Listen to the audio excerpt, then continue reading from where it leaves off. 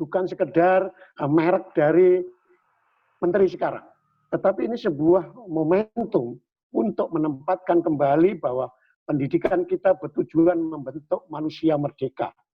Manusia yang seperti apa nanti kita bicarakan. Membentuk sikap merdeka. Di tengah begitu banyak pengaruh yang multi kompleks, maka sikap merdeka supaya kita tetap Indonesia yang maju, tetap di dalam kebersamaan ini, saya kira sikap merdeka itu penting. Nah, di situ saya kira kita perlu menata banyak hal. Orang banyak menyalah tafsirkan seolah-olah merdeka itu hanya bebas saja. Saya kira elemen pertama dari kemerdekaan belajar atau bebas belajar seperti yang pernah dikemukakan oleh banyak ahli, saya kira ini kan juga sudah menjadi menjadi kegelisahan para ahli, para pemikir, para pelaksana pendidikan sejak lama. Tapi silih berganti. Itulah iramanya saya kira. Pemikir-pemikir abad yang lampau, awal abad 20 seperti Ki Hajar Dewantara, kemudian INS Kayu Tanam dan lain-lain ya. Ahmad Dahlan, kemudian Hasyim Asy'ari juga memikirkan begitu sebagai membentuk manusia merdeka, sikap merdeka, karena itu tidak terombang-ambing ke sana. Jadi pertama bebas, tapi bukan sekedar bebas. Sekarang saya kira yang dimaknai bebas itu seperti tidak teratur. Kita harus memikirkan bebas itu adalah bebas dari dan bebas untuk. Misalnya kalau itu guru pendidikan dasar, yang disebut merdeka belajar itu ya bebas dari apa? Bebas dari keribetan, keruwetan administrasi, tetapi juga bebas untuk apa? Untuk membangun lebih baik, untuk lebih disiplin, untuk yang disebut Prof. Tukiran tadi, untuk lebih bertanggung jawab kepada masyarakat, dan seterusnya. Jadi harus kita imbangkan antara bebas dari dan bebas untuk. Bebas untuk berleha-leha, bebas untuk menelantarkan masa depan itu juga bukan kebebasan, bukan yang dimaksud merdeka. Paling tidak itulah yang dikatakan oleh para pemikir Ki Hajar, Paulo Freire, kalau kita mau menyebut yang lain dalam pendidikannya yang membebaskan itu. Nah ini yang pertama, harus bebas, tapi bebas untuk apa? Di Indonesia ini yang terlalu berat, dominan sekarang itu bebas dari. Sekarang semua insan pendidikan praktis menuntut bebas dari saja. Bebas dari RTP, bebas dari ini, bebas dari ini. Tetapi bebas untuk apa? Apakah untuk membuat pendidikan kita ini lembek, membuat pendidikan kita ini tidak teratur, apakah membuat pembelajaran kita itu berlangsung seenaknya? Kan harusnya tidak. Tetap harus di dalam takaran-takaran yang kita pikirkan bersama. Itu yang pertama saya kira harus kita pikirkan dari elemen kemerdekaan belajar itu. Nah, misalnya boleh saja, tadi sudah disampaikan Prof. Tukiran, bebas dari keribetan kurikulum. Tetapi juga harus diciptakan bebas untuk apa? Membangun sebuah kurikulum yang lebih fleksibel, yang lebih mungkin diterapkan, yang lebih berdaya guna dan seterusnya. Tidak boleh kemudian ya lepas begitu saja. Nah, boleh saja bebas dari apa? Bebas dari keribetan kuliah di kelas. Tetapi untuk apa? Ya untuk tetap membangun kebebasan yang lebih baik. Misalnya tadi yang disampaikan di masyarakat. Karena ilmu juga bisa berkembang di masyarakat. Masyarakatlah sebenarnya tempat mendulang ilmu dan seterusnya.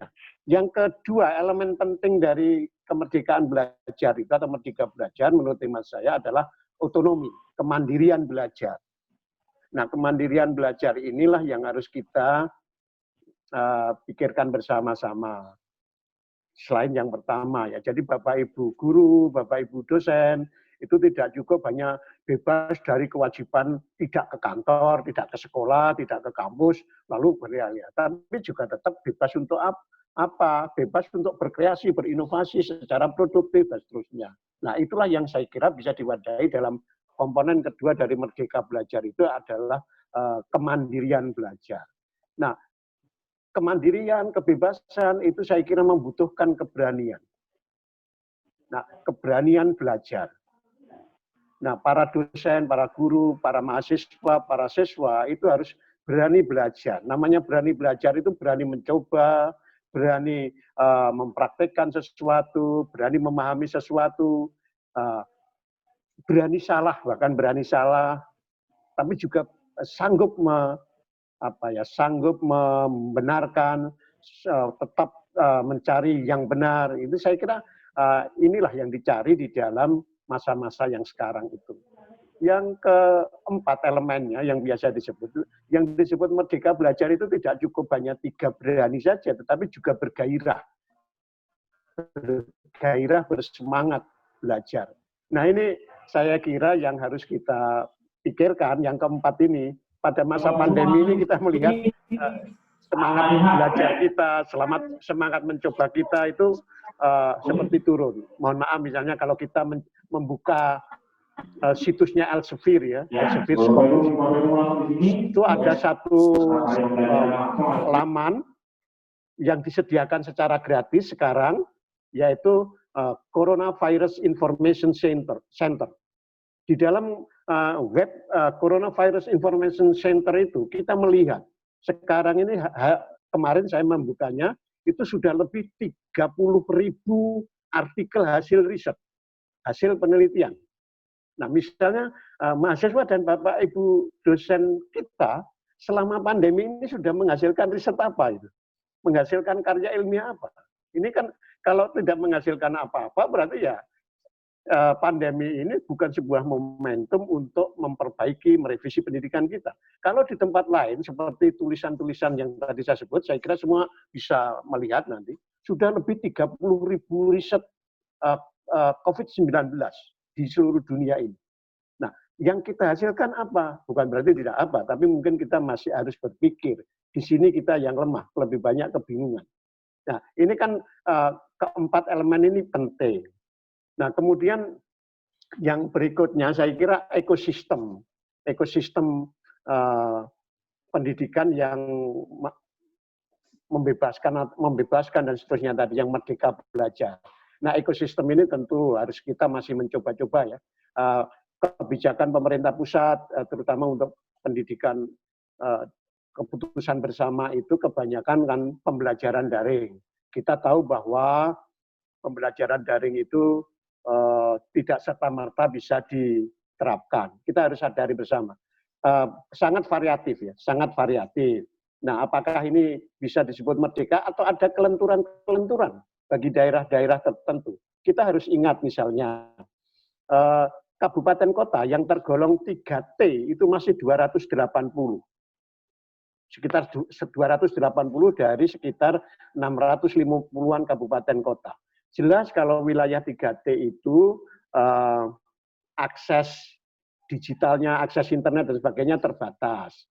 Nah, mungkin pembelajaran daring tidak bisa, ini sebuah ilustrasi. Kalau kita lihat juga dari sisi desa, itu lebih hampir 50.000 desa di Indonesia ini belum dialiri listrik. Jelas tidak mungkin. Nah, kalau kemudian semuanya pembelajaran daring, maka ekosistem itu tidak bekerja. Nah, karena itu bagi saya, di dalam pandemi ini pembelajaran yang paling memungkinkan adalah pembelajaran jarak jauh. Saya menyebutnya pembelajaran atau pendidikan minimal kontak langsung. Minimal kontak langsung, pendidikan yang disconnected. Kalau dulu kita koneksi tatap muka di kelas, bertemu dengan pemimpin, dengan dosen itu langsung, maka ini pertemuannya pertemuan digital. Jadi pendidikan minimal kontak langsung atau minim kontak langsung itu. Nah, itu pembelajaran jarak jauh. Nah, pembelajaran jarak jauh inilah yang harus memiliki fleksibilitas. Jadi ekosistem pendidikan yang memerdekakan, yang merdeka belajar itu saya kira memiliki fleksibilitas.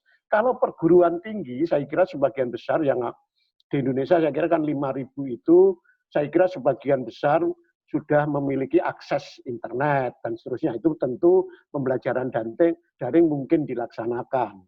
Tapi mungkin, karena bukan hanya adanya jaringan, kemudian akses. Yang ketiga ini sulit, karena pembelajaran daring ini kan bukan memindah saklar, memindah kopling ya. Memindah kopling dari offline ke online, dari tidak. Yang ketiga ini yang rumit. budaya belajar daring itu. Nah, kalau tidak memiliki budaya belajar daring, maka juga harus ada peluang-peluang yang lain. Inilah bagaimana untuk memperkuat eksistensi Merdeka Belajar di era pandemi itu. Nah, kalau kemudian namanya bebas itu tentu koridor-koridor tadi Prof. Tukiran dan Rektor Hairun tadi sudah menyampaikan, itu juga tidak terbatasi karena konsekuensi dari pembelajaran jarak jauh, maka tidak mungkin lagi, tidak cukup sebenarnya, tidak cukup orang belajar atau pembelajar, ya itu bisa siswa, bisa mahasiswa itu belajar hanya di ruangnya sendiri, di bidangnya sendiri. Harus mungkin melompat. Tadi sudah disampaikan banyak hal. Tapi melompat ini saya kira sesuai dengan semangat-semangat mutakhir ya, interdisiplinaritas, multidisiplinaritas itu menuntut orang melompat. Jadi sekarang kurikulum juga harus fleksibel dan ini saya kira semua sudah berupaya, tapi saya yakin juga belum semuanya jadi karena juga tidak mudah membangun kurikulum dan perangkat-perangkat kurikulum, sistem kurikulumnya, apalagi perangkat digitalnya itu tidak mudah. Tapi itu harus dipikirkan.